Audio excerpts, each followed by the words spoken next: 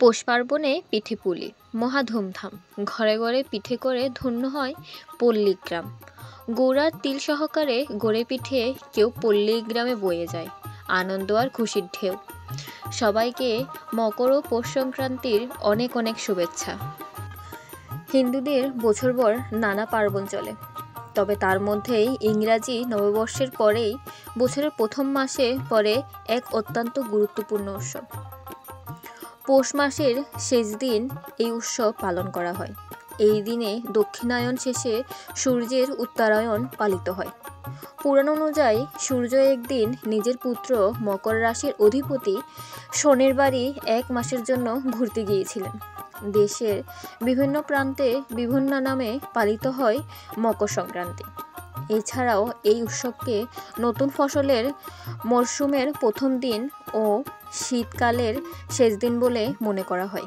যদিও অঞ্চলভেদে এই বিশেষ দিনটি পালন করার ভিন্ন রীতিনীতি আছে, তেমনি আমরাও তার ব্যতিক্রম নয়।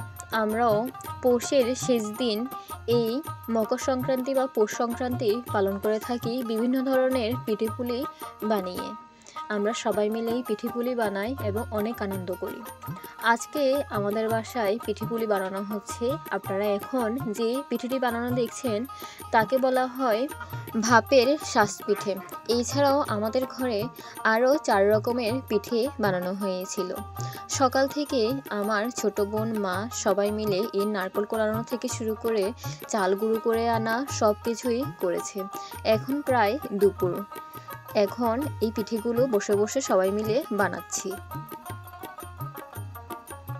কি সুন্দর লাগছে তাই না এই শাঁস পিঠেগুলো?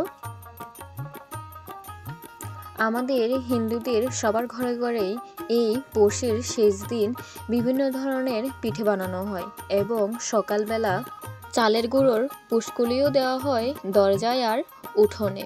আর এই চালের গুঁড়োর পুষ্কুলিটা হলো কিছুটা পরিমাণ চালের গুঁড়া নিয়ে তাতে পানি মিশ্রিত করে একটি ব্যাটারের মতো বানিয়ে নেয় এবং সেগুলো গোল গোল করে ছাপ বসিয়ে দেওয়া হয়। এটিকেই আমরা সকালের পুষ্কুলিও বলি। আর এদিকে আমরা দুধ জাল করতে বসিয়ে দিয়েছি 2 কেজি পরিমাণ। এই 2 কেজি দুধের ক্ষীর বানানো হবে। আর ওদিকে আপনারা দেখেছিলেন আমরা যেই পিঠেগুলো বানিয়েছিলাম ওগুলো ভাপ দিয়ে উঠিয়ে নিয়ে আসা হয়েছে। কি সুন্দর লাগছে দেখতে তাই না? যা বানিয়েছিলাম তার ডাবল হয়ে গিয়েছে এক একটি ফুলে। তারপর এখানে আমার মা কিছুটা পরিমাণ নারকেল এবং গুড় দিয়ে একটি মিশ্রণ তৈরি করে নিয়েছে। এটিকে আমরা নারকেল গুড়ের পাকও বলে থাকি। আর এটি হচ্ছে নারকেল, গুড় এবং চালের গুঁড়ো মিশ্রিত একটি খামির। এই খামির দিয়ে বানানো হবে পুলি পিঠে এবং দুধের রস পিঠে। আর এই যে এদিকে সাদা খামিরটি দেখছেন এটি দিয়ে তৈরি করা হবে দুধের পুলি পিঠে। আর এই তো আমরা এদিকে আমাদের ওই যে খামিরটা দিয়ে ছোট ছোট গোল গোল বল বানিয়ে নিয়েছিলাম। তারপর এগুলো দুধের মধ্যে দিয়ে দিলাম। এই দুধটি তৈরি করে নেওয়া হয়েছিল নারকেল, চিনি আর পাউডার দুধ দিয়ে। এই যে পুলি পিঠেগুলো দেখছেন এই সবগুলো পুলি পিঠে কিন্তু আমার ছোট বোন ঝুমুর বানিয়েছে। তারপর আমি এদিকে সবগুলো পুলি পিঠে ভেজে নিচ্ছিলাম। এই পুলি পিঠেগুলো কিন্তু একটু মিডিয়াম আঁচে ধৈর্য ধরে ভাজতে হবে, একটু কড়া কড়া করে, না হলে কিন্তু ভালো হবে না খেতে। সবগুলো পিঠে আস্তে আস্তে করে আমি ভেজে তুলে নিব।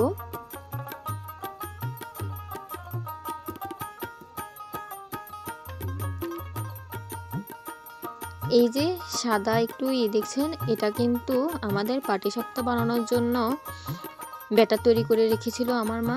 এদিকে আমার বোন ওই দুধের পুলি পিঠে বানানোর জন্য সবগুলো পুলি পিঠে আগে রেডি করে রাখছিল।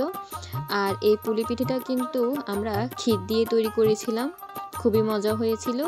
এদিকে আমার মা দুধের পুলি পিঠে বানানোর জন্য দুধটা রেডি করে নিচ্ছিল।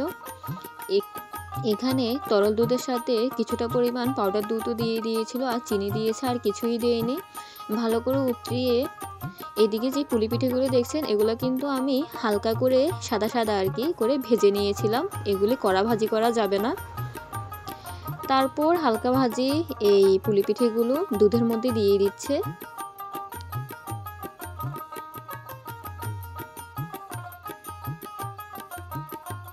প্রত্যেকটা পিঠে পিছনে অনেক কষ্ট, অনেক পরিশ্রম ছিল। কিন্তু যখন সবগুলো পিঠে তৈরি হয়ে গিয়েছিল আর সবার মুখে হাসি ছিল, সবাই দেখে খুশি হয়েছিল, তখন কিন্তু খুবই ভালো লেগেছিল, মনটা শান্তিতে ভরে গিয়েছিল। সবাই এই পিঠে বানানোর পিছে অনেক কষ্ট করেছে, কিন্তু খেতে এবং সবার মুখের হাসিতে সব কষ্ট সবাই ভুলে গিয়েছিল। খুবই মজা হয়েছিল। আর এটি হচ্ছে আমাদের পুলি পিঠের সকালের দৃশ্য। প্রায় অর্ধেকের বেশি খালি হয়ে গিয়েছে, সবাইকে দিয়ে নিজেরা খেয়ে, আর অল্প কিছুই বেঁচেছিল। খুবই খুবই মজা হয়েছিল। আর দেখছেন তো সকাল হতে না হতে এগুলো আরও বেশি ঘন হয়ে গিয়েছিল।